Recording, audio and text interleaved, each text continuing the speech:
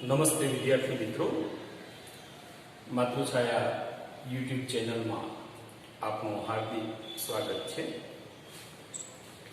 ધોરણ 10 સામાજિક વિજ્ઞાન પ્રકરણ 15 આર્થિક વિકાસ.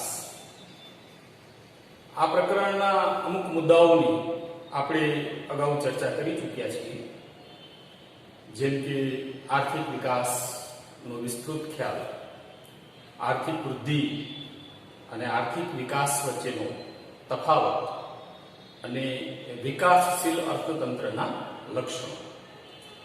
આજે આપણે આ જ પ્રકરણમાં આગળના મુદ્દાઓની એ ચર્ચા કરીએ. સૌથી પહેલા આર્થિક પ્રવૃત્તિ. આર્થિક પ્રવૃત્તિ એટલે શું? તો આવક મેળવવાનો કે ખર્ચ કરવાના ઉદ્દેશ્યથી કરવામાં આવતી જે પ્રવૃત્તિ છે એને આર્થિક પ્રવૃત્તિ કહેવાય. આવક મેળવવી અને ખર્ચ કરવો, અથવા તો પ્રત્યક્ષ રીતે આર્થિક બદલો મેળવવાની જે પ્રવૃત્તિ છે એને આર્થિક પ્રવૃત્તિ કહેવાય. ઉદાહરણ તરીકે ખેડૂત પોતાના ખેતર અથવા તો વાડીમાં જે કંઈ કૃષિ ઉત્પાદન કરે છે એ કૃષિ ઉત્પાદન ને વેચે છે અને એના દ્વારા એને આર્થિક બદલો કે આર્થિક વળતર પ્રાપ્ત થાય છે. તો તે એક પ્રકારની આર્થિક પ્રવૃત્તિ કહેવાશે. કોઈ કારીગર છે, સુથાર છે, કુંભાર છે, લુહાર છે, પ્લમ્બર છે, જે પોતાની સેવા એ આપે છે, બદલામાં આર્થિક વળતર પ્રાપ્ત કરે છે, તો એ પણ એક પ્રકારની આર્થિક પ્રવૃત્તિ છે. વેપારી અથવા તો દુકાનદાર એ ચીજ વસ્તુઓ ગ્રાહકને આપે છે, બદલામાં આર્થિક વળતર પ્રાપ્ત કરે છે. તો એ જે કઈ પ્રવૃત્તિ છે એ બધી જ આર્થિક પ્રવૃત્તિઓ કહેવાય. આર્થિક પ્રવૃત્તિઓને ટૂંકમાં હું કહું, આર્થિક બદલો કે આર્થિક વળતર પ્રાપ્ત કરવાના ઉદ્દેશ્યથી જે પ્રવૃત્તિ કરવામાં આવે એને આર્થિક પ્રવૃત્તિ કહેવાય. હવે આપણે બિન આર્થિક પ્રવૃત્તિઓની વાત કરીએ. બિન આર્થિક પ્રવૃત્તિમાં કોઈ આર્થિક આવક મેળવવાનો ઉદ્દેશ્ય હોતો નથી, આર્થિક વળતર પ્રાપ્ત કરવાનો ઉદ્દેશ્ય હોતો નથી, એને બિન આર્થિક પ્રવૃત્તિ કહેવાય. ઉદાહરણ તરીકે માતા પોતાના સંતાનને ઉછેરે છે, તો એના બદલામાં એને કોઈ આર્થિક વળતર કે બદલો મળતો નથી, તો એ બિન આર્થિક પ્રવૃત્તિ છે. કોઈ વ્યક્તિ એ અંગત શોખ ખાતર સમાજ સેવાના કાર્ય કરે, તો એ જે પ્રવૃત્તિ છે એ બિન આર્થિક પ્રવૃત્તિ છે.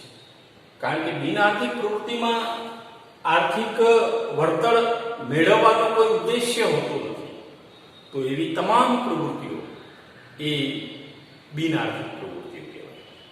હવે આપણે વાત કરશું ભારતીય અર્થકારણનું માળખું.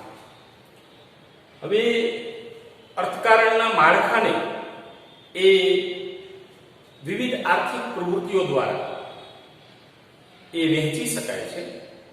મુખ્ય એના 3 પ્રકાર છે.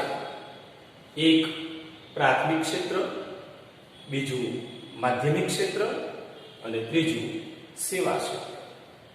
હવે આ પ્રાથમિક ક્ષેત્ર એટલે શું? અર્થકારણમાં એ પ્રાથમિક ક્ષેત્ર એક એવી પ્રવૃત્તિ છે કે જેમાં ખેતી અને ખેતી સાથે સંકળાયેલી બાબતો, જેમ કે પશુપાલન, પશુ સંવર્ધન, એ ઉપરાંત કાચી માટી ખોદકામ, ખનિજો ખોદવા, આવી જે કંઈ પ્રવૃત્તિઓ છે એ બધી જ એ પ્રાથમિક કક્ષાની પ્રવૃત્તિઓ કહેવાય, કે જેનામાંથી વ્યક્તિ એ આવકનો સ્ત્રોત ઉભો કરે છે અને એનામાંથી એ આવક પ્રાપ્ત કરે છે. બીજા નંબરમાં છે માધ્યમિક ક્ષેત્ર. માધ્યમિક ક્ષેત્ર એ અર્થતંત્રની એવી પ્રવૃત્તિ છે કે જેમાં એ ઉદ્યોગ અને ઉત્પાદનની તમામ બાબતોનો સમાવેશ થાય છે. ઉત્પાદન ઉદ્યોગોનો સમાવેશ થાય છે. એક સામાન્ય ટાંકણીથી માંડી અને વિશાળકાય યંત્રનું નિર્માણ કાર્ય એ એક પ્રકારનું માધ્યમિક ક્ષેત્ર છે. ટૂંકમાં ઉત્પાદન જે પ્રક્રિયાઓ છે, મિલો, કારખાનામાં જે કંઈ ઉત્પાદનો થાય છે ચીજ વસ્તુઓ, એ તમામ બાબતોનો સમાવેશ એ માધ્યમિક ક્ષેત્રમાં થાય છે. ત્રીજું છે સેવા ક્ષેત્ર. સેવા ક્ષેત્ર એ અર્થતંત્રની એવી પ્રવૃત્તિ છે કે જેની અંદર સંદેશા વ્યવહાર, તાર ટપાલ, બેન્કિંગ, વીમા કંપનીઓ, મનોરંજન, શિક્ષણ, આરોગ્ય જેવી જીવન જરૂરી આવશ્યક સેવાઓનો સમાવેશ થાય છે. તો એ અર્થતંત્રનું સેવા ક્ષેત્રનું માળખું કહેવાશે. તો આ પ્રશ્ન પણ પરીક્ષામાં 3 માર્ક્સમાં પૂછી શકાય કે ભારતીય અર્થકારણનું માળખું સમજાવવું. પ્રાથમિક ક્ષેત્ર, માધ્યમિક ક્ષેત્ર અને સેવા ક્ષેત્ર. પ્રાથમિક ક્ષેત્ર કૃષિ અને એને સંલગ્ન પ્રવૃત્તિઓ જેવી કે પશુ સંવર્ધન, પશુ જાળવણી, પશુપાલન, મત્સ્ય ઉદ્યોગ, ઘેટા મરઘા ઉછેર, આવી જે કંઈ પ્રવૃત્તિઓ છે, ખાણ ખનીજ, ખોદકામ, એ બધી જ પ્રવૃત્તિઓનો સમાવેશ એટલે કે આર્થિક પ્રવૃત્તિઓનો સમાવેશ એ પ્રાથમિક ક્ષેત્રમાં થાય છે. જ્યારે માધ્યમિક ક્ષેત્રમાં ઉત્પાદન ઉદ્યોગોનો સમાવેશ થાય છે.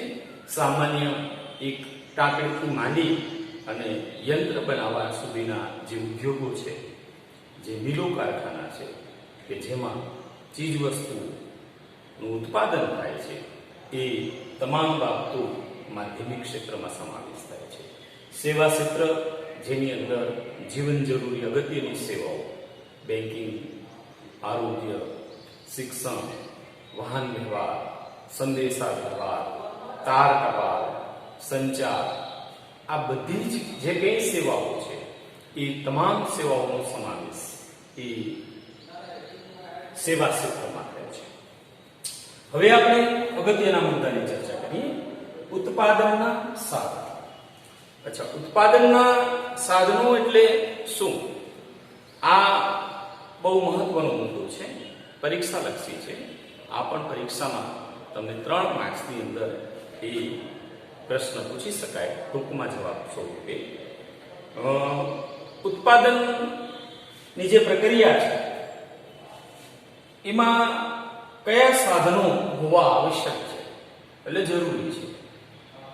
કોઈ પણ પ્રકારનું ઉત્પાદન કરવું હોય તો આ મહત્વના 4 સાધનોની જરૂર: જમીન, મૂડી, શ્રમ અને નિયોજન. ઉત્પાદનનું સૌથી અગત્યનું જો કોઈ સાધન હોય તો એ જમીન છે. આમ તો જમીન એ કુદરતી છે, કુદરત દ્વારા મળેલી અનમોલ ભેટ છે. જમીનને અગર આપણે વ્યાખ્યા એની કરીએ તો જમીન એટલે શું? જમીન એટલે પૃથ્વીનું પોપડું. પૃથ્વીના પોપડાનું ઉપરનું પાતળું સ્તર એટલે જમીન. ભૂકવચ, ભૂ આવરણ, મૃદાવરણ વગેરેને આપણે એ જમીન કહીએ છીએ. ટૂંકમાં પૃથ્વી સપાટીનું ઉપરનું જે પડ છે એ જમીન છે. પણ આ તો એની કુદરતી વ્યાખ્યા થઈ. પણ અર્થશાસ્ત્રની પરિભાષામાં એ જમીન એટલે શું? તો અર્થશાસ્ત્રમાં જે જમીન છે એટલે એવી સંપત્તિ કે જેમાં જંગલોનો સમાવેશ થાય, નદીઓનો સમાવેશ થાય, ખનિજોનો સમાવેશ થાય, તો એ જમીન છે કે જેના દ્વારા એ કોઈ પણ પ્રકારનું ઉત્પાદન કાર્ય એ શક્ય બને છે. જમીન છે તો ઉત્પાદન શક્ય છે. એટલે જમીનની અંદર એ ઉપરના બળમાં જંગલો, પૃથ્વીના પેટાળમાં રહેલા ખનિજો, ધાતુઓ, આ જે તમામ બાબતો છે એ ઉત્પાદનમાં સહાયક સાબિત થાય છે. એટલે ઉત્પાદન પ્રક્રિયામાં અર્થશાસ્ત્રની પરિભાષામાં જમીન એ ઉત્પાદનનું એક મહત્વનું અંગ અને મહત્વનું એ સાધન છે. બીજા નંબરમાં મૂડી. મૂડી એટલે શું? તો મૂડી એટલે એ તમામ પ્રકારના જે સાધનો છે કે જેમાં મૂડીનો સમાવેશ થાય છે. એ મૂડી એટલે માનવ સર્જિત સાધનો, જેમ કે યંત્રો છે, ઓજારો છે, મકાનો છે, આ તમામ જે કંઈ માનવ સર્જિત સાધનો છે એનો સમાવેશ એ મૂડીમાં થાય છે. તો મૂડી એક મહત્વપૂર્ણ એ ઉત્પાદનનું સાધન છે કે જેનાથી એ ઉત્પાદન પ્રક્રિયા એ શક્ય બને છે. શ્રમ ઉત્પાદનનું ત્રીજું સાધન. તો સૌથી પહેલા શ્રમની વ્યાખ્યા. શ્રમ એટલે શું? શ્રમ એટલે ભૌતિક વળતરના હેતુથી કરવામાં આવતું શારીરિક કે માનસિક કાર્ય એટલે શ્રમ એ ઉત્પાદનનું બહુ જ મહત્વનું સાધન છે. કોઈ પણ ઉત્પાદનની પ્રક્રિયા કે ઉત્પાદન એ શ્રમ વગર શક્ય જ નથી. શ્રમ એ માનવ નિર્મિત છે. શારીરિક અને માનસિક આ બંને પ્રકારનું શ્રમ થતું હોય છે. તો એ ઉત્પાદન પ્રક્રિયામાં શ્રમ એ સૌથી અગત્યનું સાધન છે, જે સજીવ સાધન છે. ચોથા નંબરમાં નિયોજન અથવા તો નિયોજક. હવે જમીન, મૂડી અને શ્રમ આ ત્રણેયને જે જોડનાર છે જેને નિયોજક કહેવાય, જેને નિયોજન કહેવાય. એટલે કે ટૂંકમાં ઉત્પાદક, કે જમીન, મૂડી અને શ્રમને યોગ્ય રીતે જોડી અને એ ઉત્પાદન કરે છે, મેનેજમેન્ટ કરે છે, અને એનાથી જે છે એ ઉત્પાદનની પ્રક્રિયા એ સરળ બને છે. તો આ પણ એક મહત્વનું સાધન છે. જમીન હોય, મૂડી હોય, શ્રમ હોય, પણ નિયોજક ન હોય તો ઉત્પાદન કઈ રીતે શક્ય બને?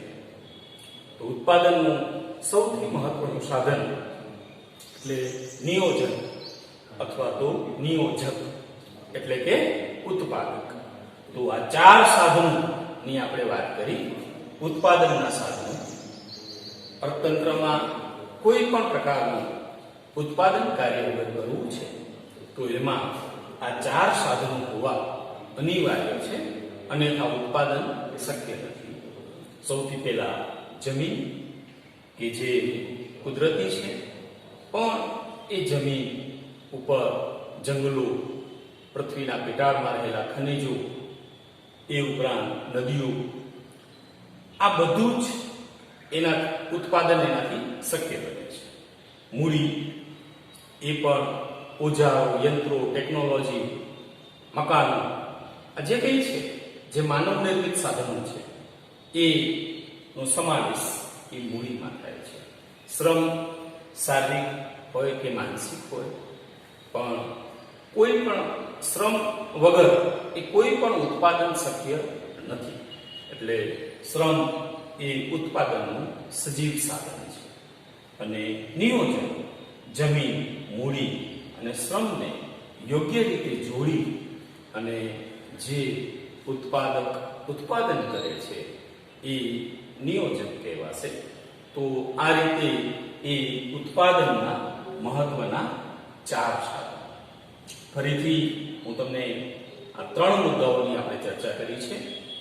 આર્થિક પ્રવૃત્તિઓ, બિનઆર્થિક પ્રવૃત્તિઓ, ભારતીય અર્થકારણનું માળખું કે જેમાં પ્રાથમિક ક્ષેત્ર, માધ્યમિક ક્ષેત્ર અને સેવા ક્ષેત્રનો સમાવેશ થાય છે, અને ઉત્પાદનના ચાર મહત્વના સાધનો: જમીન, મૂડી, શ્રમ અને નિયમ છે.